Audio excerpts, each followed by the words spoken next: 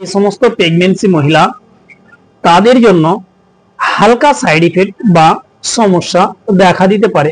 যাদের কিডনির রোগ তারা যদি এই মেডিসিন খেতে চায় তাহলে তাদের ক্ষেত্রেও কিন্তু সামান্য সাইড ইফেক্ট রয়েছে। এবং যে সমস্ত ব্যক্তিরা লিভারের রোগে কিংবা হার্টের রোগে আক্রান্ত রয়েছে এবং তারা যদি এই মেডিসিন খেতে চায় তাহলে তাদের জন্য সেফ রয়েছে, তাদের সেই মতো কোনো পার্শ্ব প্রতিক্রিয়া দেখা দিবে না।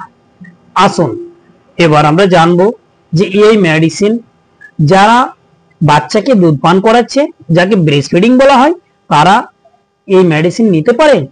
এই মেডিসিন তারা যদি নেয় তাহলে তাদের মারাত্মক পার্শ্ব প্রতিক্রিয়া দেখা দিতে পারে। এই সমস্ত প্রেগন্যান্সি মহিলা তাদের জন্য হালকা সাইড ইফেক্ট বা সমস্যা দেখা দিতে পারে।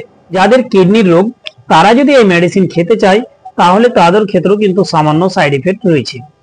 এবং যে সমস্ত ব্যক্তিরা লিভারের রোগে কিংবা হার্টের রোগে আক্রান্ত রয়েছে এবং তারা যদি এই মেডিসিন খেতে চায় তাহলে তাদের জন্য সেফ রয়েছে, তাদের সেই মতো কোনো পার্শ্ব প্রতিক্রিয়া দেখা দিবে না।